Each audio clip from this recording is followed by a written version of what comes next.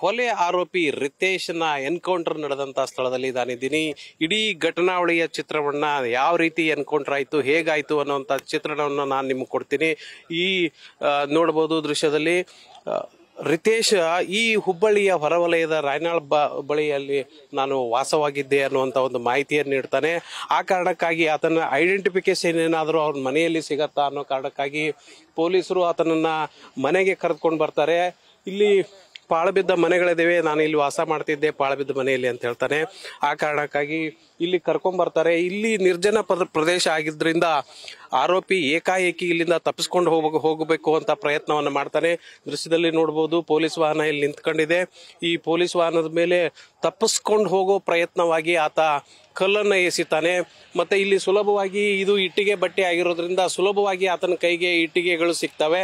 ಆ ಕಾರಣಕ್ಕಾಗಿ ಪೊಲೀಸರಿಂದ ತಪ್ಪಿಸ್ಕೊಂಡೇ ಹೋಗ್ಬೇಕು, ಯಾಕಂದ್ರೆ ಅವನಿಗೆ ಅರ್ಥ ಆಗಿರುತ್ತೆ ಈ ಪ್ರಕರಣದಿಂದ ಎಂದೂ ಕೂಡ ನಾನು ಜೈಲಿನಿಂದ ಹೊರಗೆ ಬರೋದಕ್ಕೆ ಸಾಧ್ಯ ಇಲ್ಲ ಅನ್ನುವಂಥದ್ದನ್ನ ಅರ್ಥ ಮಾಡ್ಕೊಂಡಿರ್ತಾರೆ.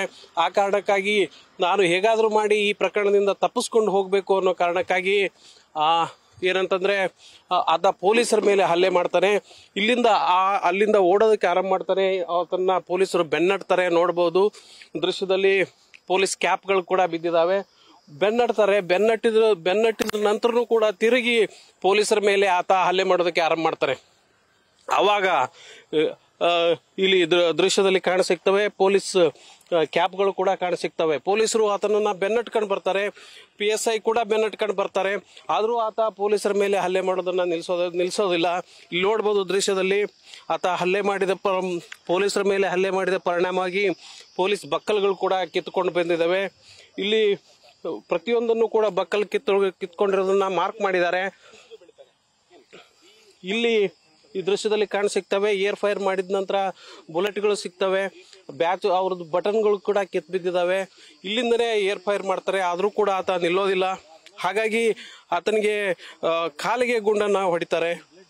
ಕಾಲಿಗೆ ಗುಂಡು ಹೊಡೆದ ನಂತರ ಆತ ಆದ್ರೂ ಕೂಡ ಪೊಲೀಸರ ಮೇಲೆ ಹಲ್ಲೆಗೆ ಮತ್ತೆ ಪ್ರಯತ್ನ ಮಾಡ್ತಾರೆ. ಇಲ್ಲಿ ಕಾಣಸಿಗ್ತವೆ ನೋಡಿ ದೃಶ್ಯಗಳಲ್ಲಿ ಎಲ್ಲ ಪೊಲೀಸರು ಆತನ ಜೊತೆ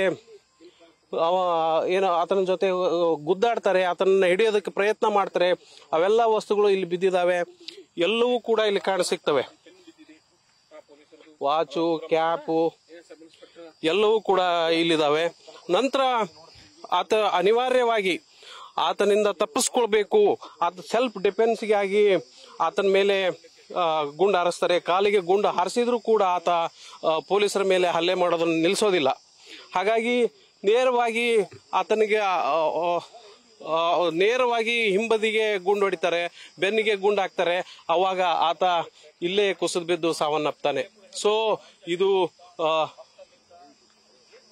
ಗಾಂಜಾ ಮತ್ತಲ್ಲಿದ್ದಂತ ಆರೋಪಿ ಪೊಲೀಸರ ಮೇಲೆ ಹಲ್ಲೆಗೆ ಯತ್ನಿಸಿ ಎನ್ಕೌಂಟರ್ಗೆ ಬಲಿಯಾಗಿರುವಂತದ್ದು ಇಲ್ಲೇ. ಕ್ಯಾಮರಾಮನ್ ಪ್ರಕಾಶ್ ಮುಳ್ಳೊಳ್ಳಿ ಜೊತೆ ಪ್ರಕಾಶ್ ನೂಲ್ವಿ, ನ್ಯೂಸ್ ಫಸ್ಟ್, ಹುಬ್ಬಳ್ಳಿ.